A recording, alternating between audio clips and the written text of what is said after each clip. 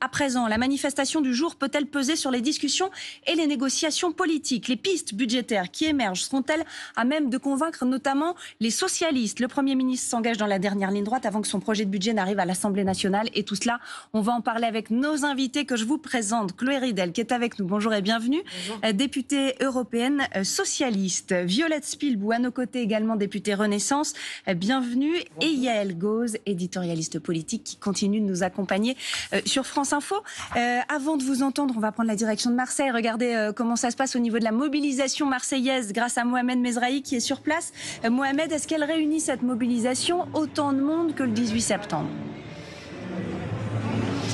Alors même s'ils sont plusieurs milliers de manifestants, ce que l'on constate, Lucie, c'est qu'ils sont clairement beaucoup moins nombreux que lors de la précédente mobilisation du 18 septembre dernier à la même heure. Regardez sur ces images de Django, on est en tête de Django Durand, on est en tête de cortège justement. On est parti du Vieux-Port il y a une dizaine de minutes pour converger vers la porte d'Aix en passant notamment par le Mucem. C'est exactement le même parcours que lors des deux dernières mobilisations. Les syndicats que vous voyez sur ces images, donc on a discuté avec eux dès notre arrivée ce matin. Ils manifestent aujourd'hui contre le budget d'austérité, mais aussi pour la défense des services publics, la fonction publique qui est largement représentée dans ce cortège marseillais. Santé, éducation ou encore transport. Les syndicats veulent maintenir la pression sur le gouvernement tout en élevant le rapport de force. Certains syndicats même évoquaient la possibilité de faire plusieurs jours de grève consécutifs. En tout cas, on le rappelle, les derniers chiffres de la dernière mobilisation, ils étaient 15 000 manifestants à avoir défilé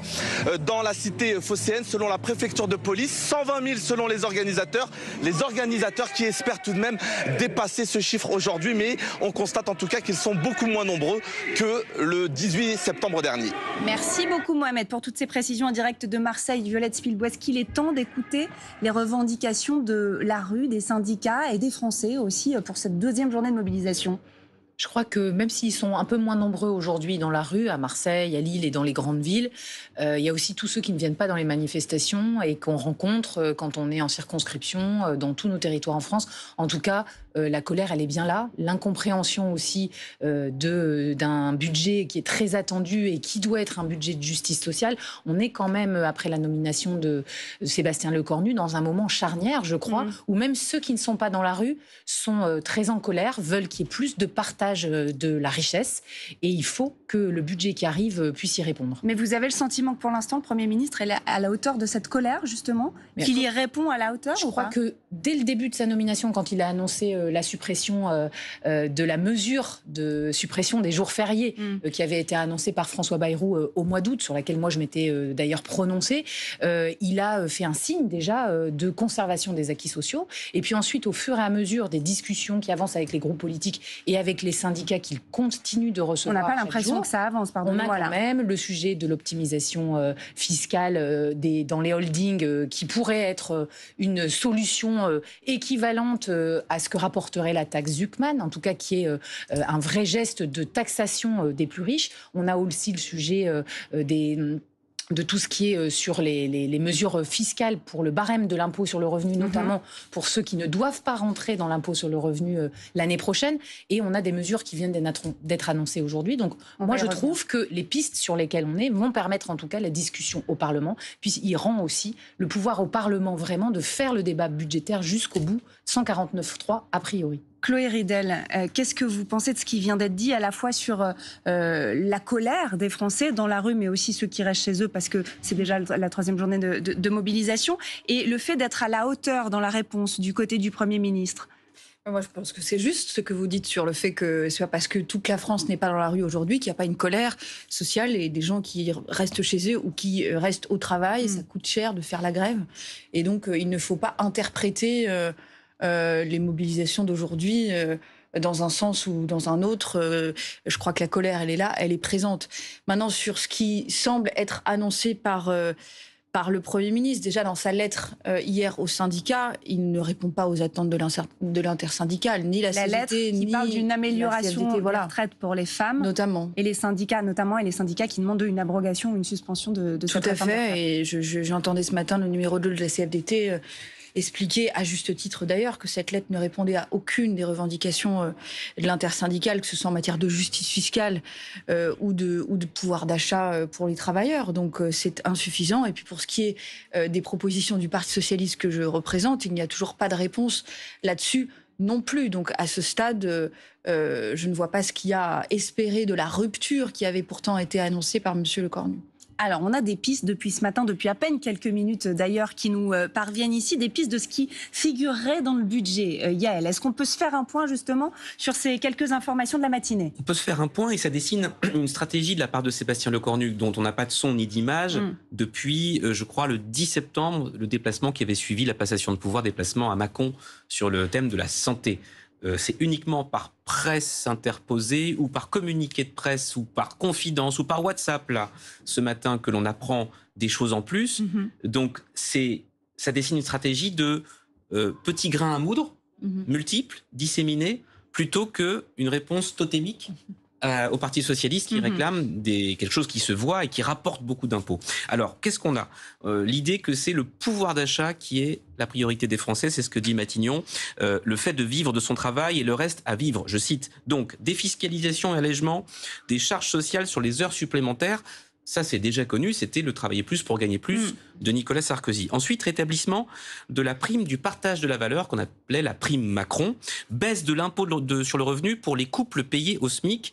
Ça, c'est tout l'enjeu pour les ménages les plus modestes de rapprocher le brut du net. Et dans la même idée, mesures encourageant les transmissions intergénérationnelles ciblées sur les petits-enfants et les jeunes.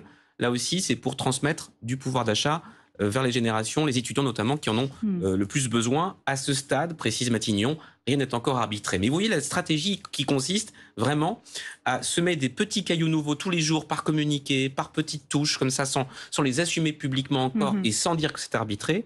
Des petits ballons d'essai, quoi. Voilà, de manière à compléter la copie d'ici la semaine prochaine, Conseil des ministres.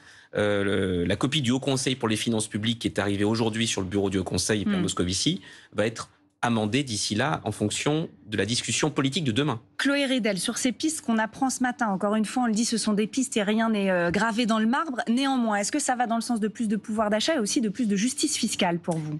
Non. Par exemple, la mesure sur l'impôt sur le revenu, allégée au niveau du SMIC. Les personnes qui gagnent le SMIC ne payent quasiment pas d'impôt sur le revenu, donc ça ne représente rien. Il n'y a pas d'annonce de fiscalité sur les plus riches et sur les milliardaires comme nous le proposons, pas d'avancée notable en la matière et même pas de taxe Zuckman, on en est encore très très loin. Mais donc, ça, ce sera non, il l'a dit, le Premier ministre. Mais oui, mais c'est insatisfaisant. Vous voyez, à ce moment-là, qu'attend le Premier ministre du Parti socialiste ?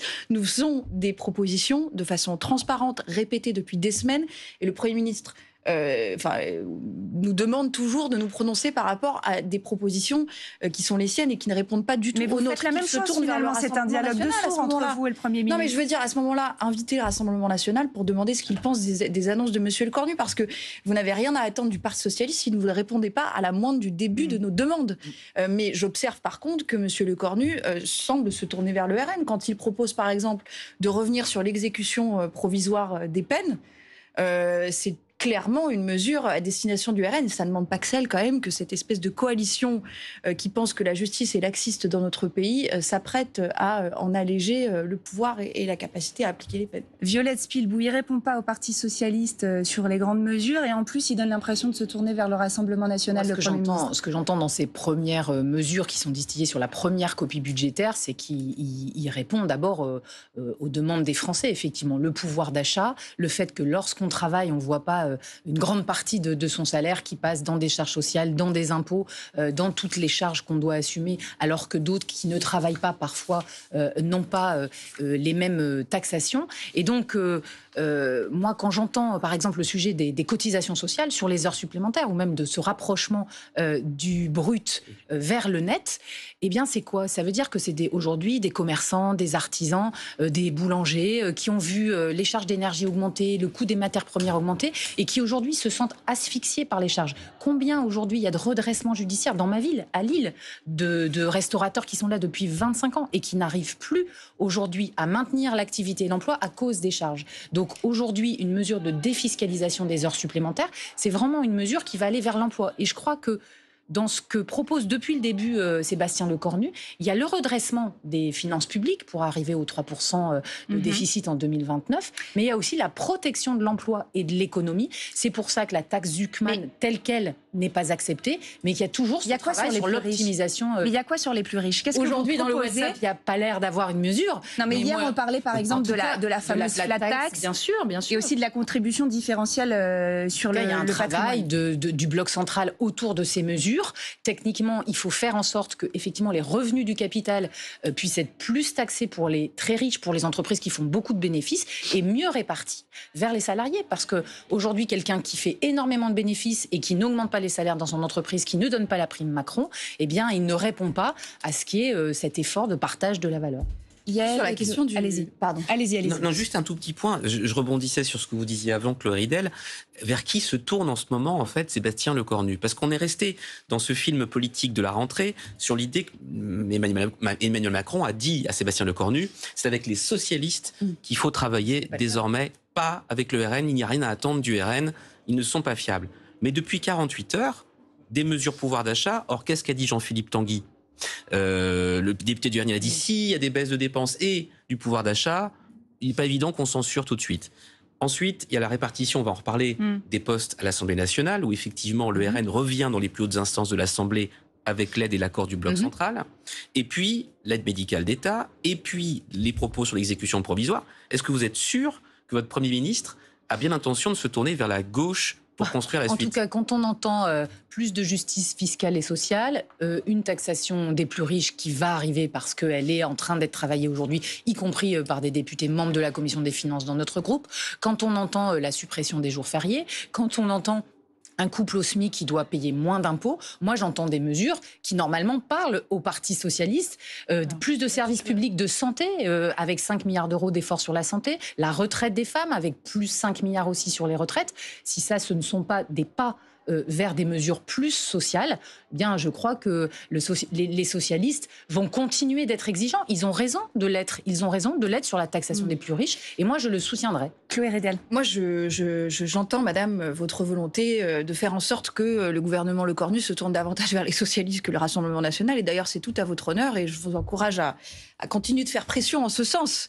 Ça n'est pas vous, ici, qui êtes en cause, mais je veux répondre sur la question des mesures de pouvoir d'achat que vous évoquez, parce que le diable se cache dans les détails. Dans le contre-budget socialiste que nous avions présenté, nous faisions aussi des mesures pour l'amélioration du pouvoir d'achat des Français, puisque c'est la priorité numéro 1. Et nous faisions pour cela la proposition d'alléger la CSG jusqu'à des gens qui gagnent jusqu'à 2 SMIC, en finançant cette mesure d'allègement et qui rendrait du pouvoir d'achat jusqu'à 900 € par an aux gens qui gagnent jusqu'à 2 SMIC, par justement la fiscalité sur les hauts patrimoines et les milliardaires. C'était une mesure de redistribution et de justice, et c'est comme ça que nous rendions du pouvoir d'achat. Là, ce que propose M. Lecornu, la défiscalisation des heures supplémentaires, ça consiste à travailler plus pour gagner plus, donc comme si les gens ne travaillaient déjà pas assez, donc c'est pas du pouvoir d'achat rendu via une politique de redistribution, vous voyez bien. Donc non, ça n'est pas une politique de pouvoir d'achat entre guillemets socialiste qui passe par des mesures de redistribution. C'est plutôt des mesures de pouvoir d'achat qui ressembleraient à un programme de droite classique qui pourrait plaire au RN. Donc je crois qu'effectivement aujourd'hui il faut que la Macronie assume qu'elle se tourne davantage vers le RN et qu'elle le dise, puisque c'est ce qu'on observe. Alors, je vais vous donner la parole sur cette question et sur le fait de se tourner ou pas vers le RN dans un instant, mais on va aller retrouver Martin Baumer qui va justement nous aider dans cette réflexion. Martin qui est à l'Assemblée nationale. Dans le contexte dont on parle là, Martin, et Yael le rappelait il y a quelques instants, hier il y a eu une élection très importante qui s'est déroulée à l'Assemblée nationale, le Rassemblement national qui en ressort renforcé avec 2 postes de vice-président de l'Assemblée nationale. Oui, c'est ça. C'est Hélène Laporte et Sébastien Chenu qui récupèrent ce poste de vice-président qu'ils avaient dû abandonner il y a 1 an. Ils réparent ainsi, ce sont leurs mots, une injustice, mais ils seront 5 de leur coalition au sein du bureau de l'Assemblée nationale, puisque ce matin, 3 secrétaires, 2 RN et 1 UDR, c'est le groupe d'Éric Ciotti, ont été élus parmi les 12 secrétaires. Derrière tout cela, il y a un but recherché quand même par le bloc central. Premièrement, c'est de rééquilibrer le bureau de l'Assemblée nationale en fonction des forces place au Palais Bourbon. Ça, c'était la volonté officielle de Jelle Braun-Pivet, la présidente. Mais il y a aussi, derrière tout cela, la volonté d'enlever à la gauche la majorité qu'elle avait réussi à obtenir au sein de ce bureau de l'Assemblée nationale grâce, on va dire, aux divisions du bloc central. Ensuite, il y a le deuxième étage de la fusée et ça, c'est aujourd'hui avec les élections au sein des commissions permanentes.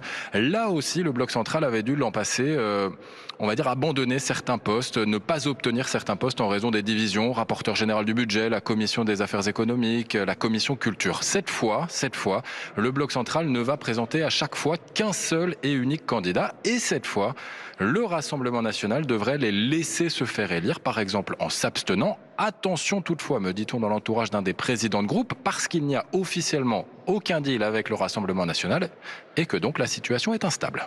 Merci beaucoup Martin. Violette Spilbou, est-ce que vous avez voté pour ces vice-présidents du Rassemblement national ? Bien sûr, j'ai voté pour une liste d'un bureau complet qui était tripartite avec 2 vice-présidents Rassemblement national, 2 vice-présidents du Bloc central et 2 vice-présidents de la France insoumise du NFP. C'est-à-dire qu'on a aujourd'hui, avec les 12 secrétaires, un bureau qui est totalement représentatif du nombre de députés à l'Assemblée, qui est représentatif et qui fait qu'il n'y a pas une majorité, mais 3 partis à l'Assemblée nationale. Moi, je vais vous dire, c'est la moindre des choses. Le Rassemblement national et le NFP, ils représentent chacun 35% des Français. En gros, ça voudrait dire, si on ne veut pas d'eux dans un bureau, comme ça a été le cas en 2024, que les électeurs ont le droit de voter pour la représentation qu'ils souhaitent. Ils votent pour des députés de la France insoumise ou du Rassemblement national, et qu'au bureau de l'Assemblée, qui décide du fonctionnement de l'institution, ces groupes-là n'auraient plus aucun droit, n'auraient plus les mêmes droits que les autres. Ben non, moi j'estime que l'institution, elle doit fonctionner de façon identique à la volonté du peuple français. Est-ce que c'est pas aussi un petit peu arrangeant d'avoir aujourd'hui cette répartition et de dire au Rassemblement national, finalement, ça va peut-être être un prêté pour un rendu. On vous a rendu votre place aux vice-présidences, par contre, il n'y aura pas de censure derrière. Vous nous soutenez ? Je crois qu'il y a aucune négociation qui mélange le fonctionnement de l'Assemblée nationale, auquel Yaël Braun-Pivet, la présidente, est extrêmement attachée en tant qu'institution qui préserve le débat démocratique, et les négociations sur le budget avec les partis politiques. On le voit aujourd'hui, on va avoir les commissions, on va avoir des débats qui seront liés aussi à un accord de répartition, et pas de savoir si on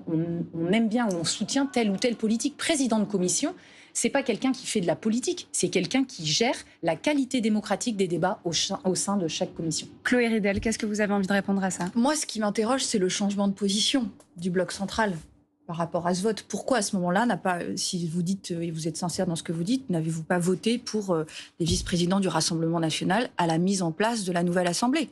Ça a été donc ce qui m'interroge, c'est le changement de position et ce que cela veut dire et ce qu'il y a derrière. Aujourd'hui, le bloc central a préféré voter pour le Rassemblement national plutôt que la gauche, et donc peut-être qu'ils avaient des scrupules à le faire au moment du premier vote du bureau, parce que c'était juste après le vote et qu'il y avait quand même le Front républicain qui avait remporté cette élection et que du coup ils avaient plus de scrupules à se faire à ce moment-là et moins maintenant. Mais moi, c'est ça qui m'interroge. Oui. Mais en fait, ça veut dire que le Parti socialiste aujourd'hui, par votre voix, estime que même si les députés du Rassemblement national, c'est de cela qu'on parle, représentent aujourd'hui 35% des électeurs français, ils n'ont pas à être représentés dans le bureau de l'Assemblée nationale, qui est donc une institution qui régit le fonctionnement, les débats, les sanctions, et donc ils doivent être sous-représentés ou pas représentés du tout. Et ce qui m'interroge, c'est le choix qui est le vôtre. C'est le choix qui est le vôtre de ne pas respecter le Front républicain qui vous a fait élire en partie. En 2022, on avait les mêmes vice-présidents. Et en 2024, pourquoi ça n'a pas été la même chose ? Parce que le Rassemblement national a voté pour les LFI pour se victimiser ensuite. Ça a été une belle manipulation